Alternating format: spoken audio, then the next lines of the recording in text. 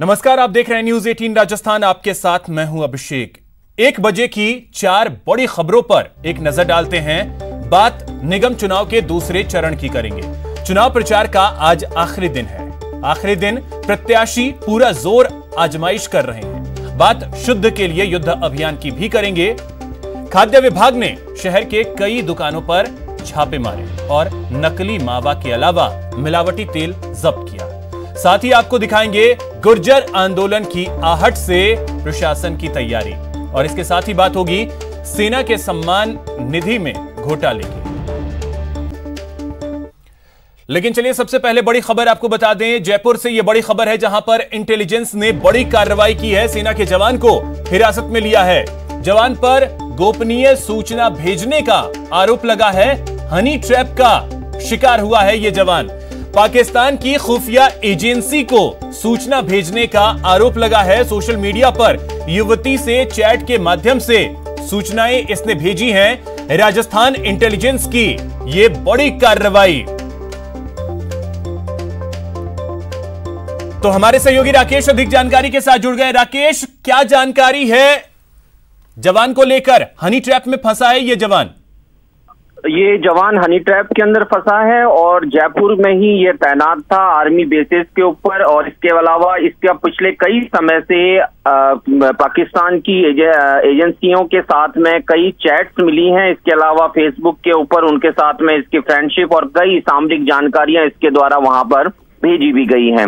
ये पूरा मामला हनी ट्रैप से जुड़ा हुआ मामला है। पिछले कई समय से यूपी द्वारा जवान को बहलाया फुसलाया जा रहा, अपनी बातों में लिया गया, और उसके बाद में इस जवान के द्वारा कई सामरिक जानकारियां अब तक पाकिस्तान को दी जा चुकी है। ये जानकारी और कहीं नहीं, सिर्फ और सिर्फ जयपुर से रिलेटेड जानकारी है कि आर्मी के कहां पर कैंप्स हैं, आर्मी कहां पर मूवमेंट रखती है, कैंपों में किस प्रकार के टैंक है वगैरह वगैरह। इसके अलावा कई ऐसी चीजें हैं जो कि सार्वजनिक नहीं की जा सकती, लेकिन कई ऐसी महत्वपूर्ण जानकारियां जो इस आरोपी जवान के द्वारा अब तक दी जा चुकी है। एडीजी इंटेलिजेंस को जब ये जानकारी मिली तो उनके द्वारा इसको सत्यापित करना बेहद जरूरी था। यही कारण था कि कई समय तक इस पर ह्यूमन सर्विलेंस रखा गया। कुछ लोगों को वहां पर तैनात किया गया जिस पर जो इस पर नजर बनाए रखे हुए थे। और इसके बाद में कल जब ये सारी चीजें कंप्लीट हो गई तो आज तड़के इसे हिरासत में लेकर इसको एडीजी इंटेलिजेंस के विशेष शाखा के पास में ले जाया गया, जहां पर आगे। चलिए, बहुत शुक्रिया राकेश आपका तमाम जानकारी के लिए।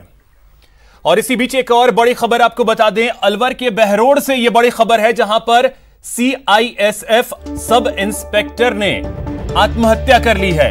अनंतपुरा में सीआईएसएफ सेंटर में यह तैनात था। कैंप में पंखे से लटककर इसने आत्महत्या की है। एसआई दलबीर सिंह ने आत्महत्या की है। मामले की जांच में अब पुलिस जुटी है। तो यह बड़ी खबर आपको बता दें, सीआईएसएफ का एक सब इंस्पेक्टर जिसने आत्महत्या कर ली। कोटा से बड़ी खबर आपको बता दें, जहां पर एक एएसआई के वर्दी का रौब दिखाने का मामला सामने आया है। मिली जानकारी के मुताबिक भीमगंज मंडी थाने में तैनात एएसआई सुगन अपने एक साथी के साथ 2 दिन पहले कोटा स्टेशन पहुंचा था। यहां पर सुगन ने बिना टिकट प्लेटफॉर्म पर जाने की कोशिश की, जिस पर ड्यूटी पर तैनात चेकिंग स्टाफ ने उसे प्लेटफॉर्म पर जाने से रोक दिया, जिससे खफा सुगन ने टिकट चेकिंग स्टाफ को बाहर देख लेने की धमकी दी, जिसका वीडियो सोशल मीडिया पर वायरल हो रहा है। मामले की जानकारी मिलने के बाद आरपीएफ सुरक्षा आयुक्त ने मामले की जांच के आदेश दिए हैं।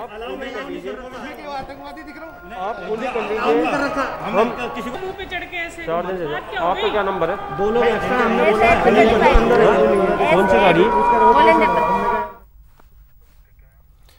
खबर श्रीगंगानगर से है, जहां नगर परिषद में हुए विवाद के दौरान धक्का मुक्की और मारपीट का वीडियो सोशल मीडिया पर वायरल हो रहा है। वायरल हो रहे इस वीडियो में साफ तौर पर देखा जा सकता है कि किस तरह से टेंडर डॉक्यूमेंट को जमा कराने को लेकर ठेकेदारों के बीच छीना झपटी हुई और हाथापाई की नौबत आ गई। आपको बता दें कि नगर परिषद में विभिन्न वार्डों में होने वाले विकास कार्यों के लिए कल टेंडर जमा कराए गए थे, जिसको लेकर नगर परिषद में जमकर हंगामा हुआ था। इसी दौरान ठेकेदारों के बीच वाद विवाद के साथ साथ धक्का मुक्की और मारपीट तक की नौबत आ गई।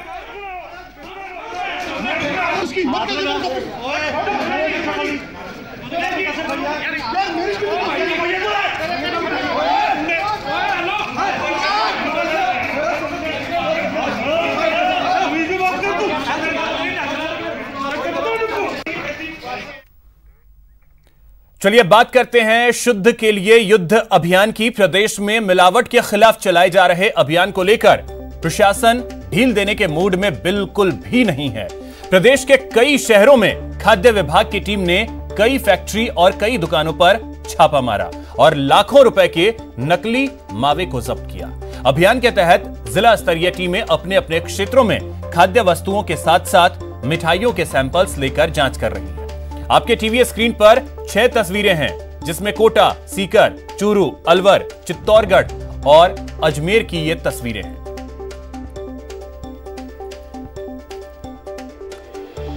कुछ और जगहों की तस्वीरें आपके टीवी स्क्रीन पर हैं जिसमें कोटा, अलवर और करौली, यहां पर भी शुद्ध के लिए युद्ध अभियान तेजी से चलाया जा रहा है और मिलावटखोरों पर कार्रवाई लगातार की जा रही है। तो आपको बता दें कि कुछ और जगहों की तस्वीरें हैं जिसमें अलवर, टोंक और कोटा, यहां पर भी लगातार अभियान चलाया जा रहा है शुद्ध के लिए युद्ध। यह अभियान चलाया जा रहा है जिसमें अलवर, टोंक और कोटा की आप तस्वीरें देखें, यहां पर भी कार्रवाई की गई।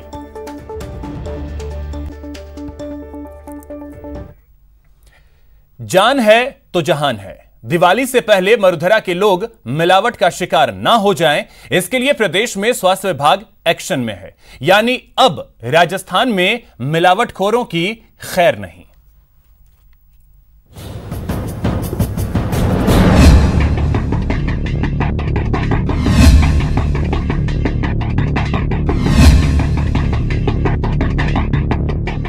सेहतमंद राजस्थान के लिए सरकार का संकल्प जारी है। प्रदेश में शुद्ध के लिए युद्ध मिलावटखोरों पर भारी है। संकल्प को साकार करने के लिए फेस्टिव सीजन में स्वास्थ्य विभाग भी ताबड़तोड़ कार्रवाई कर रहा है। अभियान से मिलावटखोरों में खौफ है। अब देखिए जगह जगह से आई इन तस्वीरों को कैसे शुद्ध के लिए युद्ध अभियान को अंजाम दिया जा रहा है।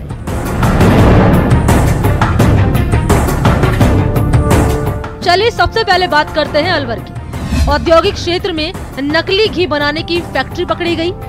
यहाँ 3000 लीटर से ज्यादा नकली घी जब्त किया गया। लिवियाटा प्राइवेट लिमिटेड में नकली घी का घालमेल हो रहा था। पद्मिनी ओवरसीज कंपनी में अवैध कारोबार चल रहा था। पिछले 5 साल से नकली घी बनाने का कारोबार चल रहा था। स्वास्थ्य विभाग की टीम ने फूड सेफ्टी एक्ट के तहत मामला दर्ज कर लिया और आगे की कार्रवाई शुरू कर दी। नकली घी है और इसे अलग अलग ब्रांड से नकली घी बेच रहे हैं, जिसमें देवस्य, रजवाड़ा, लीली, इस प्रकार के ब्रांड से ही बेच रहे हैं। और साथ में यहाँ 2-3 ट्रक है जिनमें कि ये जितना भी नकली घी था ये डिस्पेच भी हो रहा था, वो भी हमने साथ में पकड़े हैं। तो इसमें जो फूड सेफ्टी एक्ट के तहत फूड सेफ्टी ऑफिसर के द्वारा कार्रवाई की जाएगी। और वहीं टोंक में जिला मुख्यालय पर खाद्य और चिकित्सा विभाग ने नकली घी के कारोबार का भंडाफोड़ किया। मेहंदीबाग क्षेत्र में अवैध कारोबार चल रहा था। 80 लीटर नकली घी, 30 लीटर तेल जब्त किया। पुलिस ने आरोपी के खिलाफ मामला दर्ज कर जांच शुरू कर दी। हम एडीएम साहब के निर्देशन में यहाँ पर छापा मारा और छापा मारने पर जो व्यापारी था वो मौके पे नहीं था। ताले चाबी मांगे, उन्होंने चाबी नहीं दी। हमने ताले तोड़ करके और ये जखीरा बरामद किया है, जिसमें नकली घी बने हुए पीपे हैं। उसमें नकली घी सरस का है, कृष्णा का है, खाली रेपर है और एसेंस भी है। बात करें अजमेर की तो यहाँ केकड़ी कस्बे में खाद्य सुरक्षा विभाग ने सदर बाजार के नमकीन विक्रेता के यहाँ पर छापेमारी की। तेल के 22 पीपे जब्त कर तेल को नष्ट किया। शुद्ध के लिए तो अभियान जो चलाया जा रहा है उसी के तहत आज हमने एक विक्रेता जो राजहंस नमकीन भंडार है वहाँ से हमने एक मावे की मिठाई का सैंपल लिया है। साथ ही वहाँ जो नमकीन बनाई जा रही थी, नमकीन बनाने में जो तेल काम में लिया जाता है वो अवधि पार तेल के 22 पीपे पड़े थे। किसी भी अवधि पार चीज़ को बेचना या काम में लेना, किसी चीज़ को बेचने में, वो हमारे एक्ट में प्रोहिबिटेड है।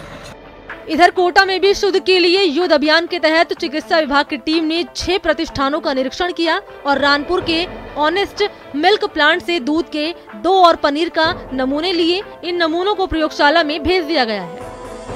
सीकर में भी मिलावटखोरों के खिलाफ कार्रवाई जारी है। यहाँ खाद्य विभाग की टीम ने बड़ी कार्रवाई करते हुए 10 व्यापारिक प्रतिष्ठानों का निरीक्षण किया, सब्जी और फलों की दुकानों का निरीक्षण किया, खराब फल मिलने पर फलों को नष्ट किया। उधर चूरू में भी जिला मुख्यालय पर शुद्ध के लिए युद्ध अभियान चलाया गया। अभियान के तहत मिठाइयों की दुकानों का निरीक्षण किया गया और मिठाइयों के और मावे के सैंपल लिए गए। होम मिष्ठान भंडार है, उससे मावे का सैंपल लिया गया है। शाली मिष्ठान भंडार है, उससे मावे का सैंपल ले रहे हैं और रसगुल्ले की मिठाई का सैंपल ले रहे हैं। अलवर में भी खाद्य विभाग की टीम लगातार एक्शन में है। यहाँ टीम ने मिलावटी और एक्सपायरी डेट के सामान को नष्ट किया। मत्स्य औद्योगिक क्षेत्र की जे प्योर कंपनी पर छापेमारी की, मसाले और खाद्य सामग्री जब्त की। अजमेर जिला प्रशासन ने पड़ाव क्षेत्र के कई किराना व्यापारियों समेत एक ऑयल मिल पर छापेमारी की और पार्वती ऑयल मिल पर खाद्य तेल के सैंपल लिए। अगर गड़बड़ी पाई गई तो इनके खिलाफ कार्रवाई की जाएगी। आज पड़ाव के पूरे बाजार में जहाँ पर कि सारे किराने के होलसेलर हैं, मसाले के होलसेलर हैं, तेल की बड़ी मिल है एक, इन पे अभियान के तहत नमूने लेने और निरीक्षण करने के लिए पूरी टीम के साथ आए, जिसमें कि हमारे पास बाट माप विभाग, जिला रसद विभाग, सरस डेयरी के स्पॉट टेस्टिंग की टीम और चिकित्सा स्वास्थ्य विभाग से हम सामने आकर के यहाँ सुबह से कार्रवाई कर रहे हैं, जिसमें कि हमने अब तक 4 सैंपल लिए हैं और लगभग 10 दुकानों का निरीक्षण किया है। इधर चित्तौड़गढ़ में स्वास्थ्य विभाग की टीम ने शहर में 3 प्रतिष्ठानों का निरीक्षण किया। यहाँ फर्म मानसी प्लाजा में आटा और चाय के पत्ती के 2 नमूने लिए गए। तो मुनाफे के लिए मिलावटखोरों की अब खैर नहीं। सरकार अपना सेहतमंद वाला संकल्प पूरा कर रही है, लेकिन जिम्मेदारी आपकी भी है। होशियार रहिए, खरीदने से पहले हर सामान को अच्छी तरह से चेक कीजिए। सेहतमंद रहिए, सुरक्षित रहिए। Bureau report, news 18 network.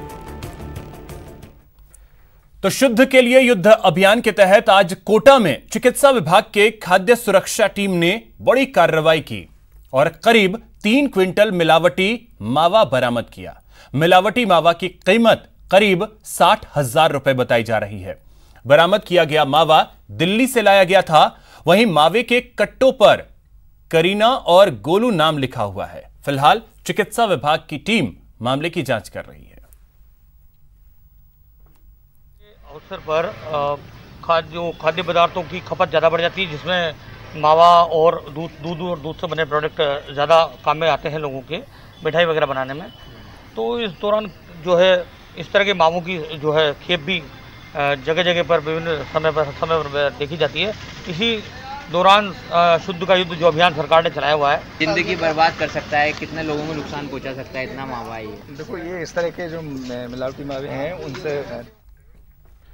अब बात अलवर की, जहां नकली और सिंथेटिक दूध का कारोबार तेजी से फैल रहा है। दीपावली को देखते हुए पुलिस ने आज इनके खिलाफ बड़ी कार्रवाई की और नकली दूध से भरा टैंकर और बाइक से दूध बेचने आया दूध वाले से 500 लीटर दूध जब्त किया। इस दौरान पुलिस ने 5 आरोपियों को गिरफ्तार भी किया है। आपको बता दें कि शुद्ध के लिए युद्ध अभियान के तहत भिवाड़ी में हाईवे पर टैंकरों से दूध चोरी कर मिलावट करने वाले गिरोह का पर्दाफाश किया गया और स्पेशल टीम ने 5 आरोपियों को दबोच लिया।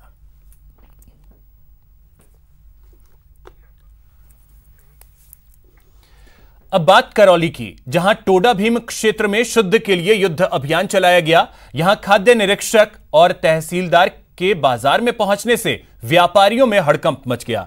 कई दुकानदार दुकानों को बंद कर वहां से चले गए। इस दौरान खाद्य निरीक्षक ने मिठाई, दूध समेत अन्य खाद्य पदार्थों की जांच के लिए सैंपल लिए। खाद्य निरीक्षक के कार्रवाई से दूध और मावा व्यापारी दुकानों को बंद कर चले गए। बता दें कि अभियान के तहत क्षेत्र में खाद्य पदार्थों के सैंपल जमा करके भिजवाए जा रहे हैं जांच के लिए। जांच में नमूने फेल होने पर संबंधित दुकानदारों के खिलाफ मामले दर्ज कर कार्रवाई की जाएगी।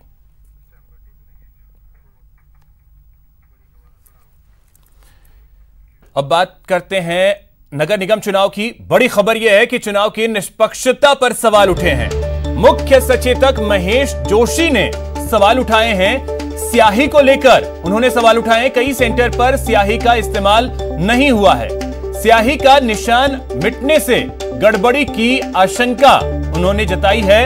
निर्वाचन आयोग से इसकी शिकायत करेंगे महेश जोशी। तो यह बड़ी खबर इस वक्त की आपको बता दें, मुख्य सचेतक महेश जोशी ने चुनाव की निष्पक्षता को लेकर सवाल उठा दिए। आपको बता दें कि पहले चरण के लिए मतदान जो है वो हो चुका है और इसी दौरान जो स्याही लगाई गई उस स्याही को लेकर के अब उन्होंने सवाल उठाए, जिसमें उन्होंने कहा है कि इसकी शिकायत वो निर्वाचन आयोग से भी करने वाले हैं। हमारे सहयोगी गोवर्धन अधिक जानकारी के साथ जुड़ गए। गोवर्धन, चुनाव की निष्पक्षता को लेकर सवाल अचानक से। बिल्कुल, देखिए सरकारी मुख्य सचेतक महेश जोशी ने चुनाव की निष्पक्षता को लेकर के इस बात को लेकर के गंभीर सवाल उठाए हैं कि जो अमित शाही जो यूज की जाती है वोटर के वोट कास्ट करने के बाद में, उसकी क्वालिटी को लेकर के महेश जोशी ने गंभीर सवाल उठाए हैं कि उनके और उनके परिवार ने जब वोट कास्ट किया था तो वो अमित शाही है वो कल ही मिट चुकी थी, जबकि अमित शाही का जो निशान होता है वो काफी लंबे समय तक रहता है, करीब एक पखवाड़े से ज्यादा वक्त तक ये अमित शाही है वो किसी की भी उंगली पे रहती है। तो महेश जोशी ने इस पूरे मसले को लेकर इलेक्शन कमीशन में शिकायत करने की बात भी कही है और इसको लेकर के गंभीर सवाल भी उठाए हैं कि इससे फर्जी वोटिंग की भी आशंका रहती है और जो जिम्मेदार लोग हैं जिन्होंने घटियाशाही का यूज किया है उनके खिलाफ कार्रवाई की मांग भी महेश जोशी ने उठाई है। गोवर्धन, तो इसकी शिकायत वो निर्वाचन आयोग में करने जा रहे हैं, निर्वाचन आयोग की तरफ से कोई प्रतिक्रिया अभी तक आई है इस मामले को लेकर या नहीं? देखिए, राज्य निर्वाचन आयोग की ओर से अभी तक कोई प्रतिक्रिया इस मसले पर आई नहीं है, क्योंकि घंटे भर पहले ही महेश जोशी ने ये बयान दिया है और उन्होंने अपनी जो शिकायत या जो अपना व्यू है वो इस पर मीडिया से साझा किया है।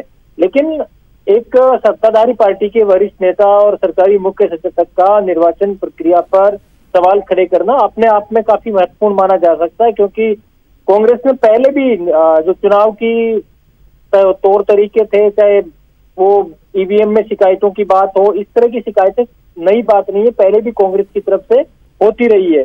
अब सत्ताधारी पार्टी के जिम्मेदार नेता, बड़े नेता की ओर से ये शिकायत करना भी राजनीतिक हलकों में चर्चा का विषय जरूर बनेगा। जी चलिए, बहुत शुक्रिया गोवर्धन आपका तमाम जानकारी के लिए। तो ईवीएम को लेकर के सवाल उठते रहे हैं और अब जो है वो स्याही को लेकर के सवाल उठा है और सवाल उठाया है मुख्य सचेतक महेश जोशी ने।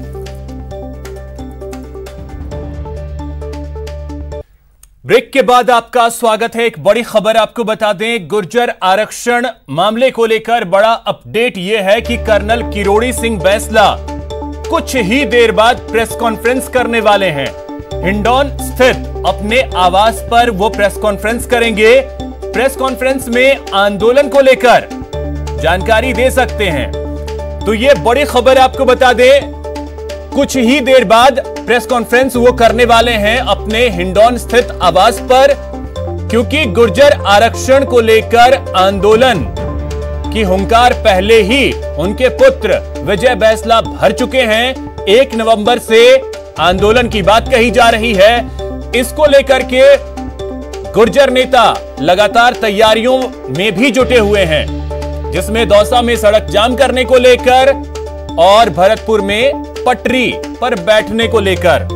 तो बड़ी खबर ये आपको बताएं और साथ ही आरक्षण को लेकर गुर्जर समाज आर पार के मूड में भी है। 1 नवंबर को पीलूपुरा में आंदोलन की शुरुआत होगी। गुर्जर आंदोलन को लेकर प्रशासन भी अब पूरी तरीके से सतर्क हो गया है और इसी की वजह से करौली और भरतपुर में इंटरनेट सेवाओं को बंद कर दिया गया है।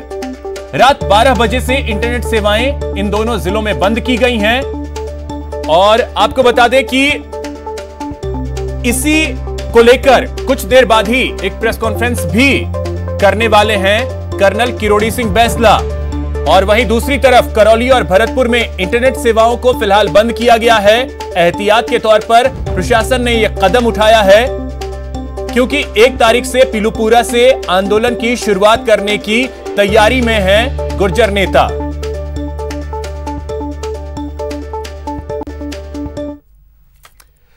गहलोत सरकार ने गुर्जरों की 3 मांगों को मान लिया है। बाकायदा अशोक चांदना के आवास पर रघु शर्मा संग मंथन हुआ और सरकार ने प्रेस कॉन्फ्रेंस कर इसकी घोषणा की। तो क्या गुर्जर मान गए या पिक्चर अभी बाकी है? मानेंगे गुर्जर या करेंगे आंदोलन? सरकार ने मानी गुर्जरों की 3 मांगें। आंदोलन स्थगित करने की अपील। कि जो 1252 लोग कोर्ट के आदेशानुसार लगे हुए हैं उन्हें रेगुलर पे स्केल दिया जाएगा, ये घोषणा सरकार करती है। जी हां, गुर्जरों के अल्टीमेटम खत्म होने से पहले ही गहलोत सरकार की पहल है ताकि 1 नवंबर को गुर्जर अपना आंदोलन स्थगित कर दें। बकायदा गहलोत सरकार ने गुर्जरों की 3 मांगों को मान लिया है। 1252 पदों को रेगुलर स्केल से किया जाएगा। 3 पीड़ित परिवारों को सामाजिक सहयोग से 5-5 लाख रुपए की मदद। 9वीं अनुसूची में शामिल करने के लिए केंद्र को सरकार चिट्ठी लिखेगी। पहला कि जो 1252 लोग कोर्ट के आदेशानुसार लगे हुए हैं उन्हें रेगुलर पे स्केल दिया जाएगा, ये घोषणा सरकार करती है। तो मैं निजी तौर पर सामाजिक सहयोग से ये जिम्मेदारी लेता हूं कि उन तीनों के परिवारों को 5-5 लाख रुपए सामाजिक सहयोग से इकट्ठा करके उन पीड़ित परिवारों को, क्योंकि वो परिवारों की आर्थिक माली हालात ठीक नहीं है, इसलिए उनकी ये मदद 5 लाख की सामाजिक सहयोग से करी जाएगी। फैसला लिया गया है कि तुरंत प्रभाव से तत्काल एक लेटर, रिकमेंडेशन लेटर, ताकि 9वीं अनुसूचित में इस आरक्षण को इंक्लूड किया जाए भारत सरकार के द्वारा, ये हम लोग तुरंत प्रभाव से भेज रहे हैं। ये तीनों घोषणा करने के लिए हम आपके सामने हैं। सरकार कह रही है गुर्जरों को बातचीत के लिए बुलाया कैबिनेट सब कमेटी की बैठक में, लेकिन बुलावा भेजने के बाद भी वो नहीं आए। गुर्जरों का दावा है बुलावा आया ही नहीं और अगर आता तो भी नहीं जाते। आज संघर्ष समिति के सदस्यों को आमंत्रित किया गया सरकार की तरफ से कि आप आएं और टेबल पर बैठकर जो भी बातें हैं वो चर्चा करें, लेकिन उनकी तरफ से कोई रिप्रेजेंटेशन आया नहीं। आबानेरी में हमारी मीटिंग हुई पूरे समाज की और ये डिसाइड किया गया है कि 1 तारीख को पीलूपुरा जैसे ही बंद होगा पटरी पे, उसके बाद सिकंदरा चौराहा जाम किया जाएगा, पूरा समाज इसमें लगेगा। और आपके माध्यम से मैं सरकार को ये चेता देना चाहता हूं कि हमारी जो मांगे हैं वो उनकी अक्षर से पालना करें, अन्यथा आंदोलन तो निश्चित है। तो माना क्या जाए? क्या गुर्जर मान जाएंगे? 1 नवंबर को आंदोलन स्थगित हो जाएगा या फिर गुर्जर अभी अड़े रहेंगे? 1 नवंबर को आंदोलन की बात पर अड़े रहेंगे। Bureau report, news 18 network. वहीं सरकार की मंत्रिमंडलीय उप समिति ने जहां गुर्जरों की 3 डिमांड पूरी करने का दावा किया है, वहीं गुर्जर 1 नवंबर से आंदोलन करने की चेतावनी दे रहे हैं। इसी बीच प्रदेश सरकार के कैबिनेट मंत्री परसादी लाल मीणा ने दौसा के लालसोट में बड़ा बयान देते हुए कहा कि गुर्जर आरक्षण अब कोई मुद्दा नहीं है, ये लोग सिर्फ राजनीति कर रहे हैं। उन्होंने कहा कि सरकार ने चुनाव के समय गुर्जरों को 5% आरक्षण देने का वादा किया था और सरकार आने के बाद सभी सरकारी नौकरियों में 5% आरक्षण दिया गया है। ऐसे में जब गुर्जरों को आरक्षण मिल गया है तो किस बात का आंदोलन किया जा रहा है?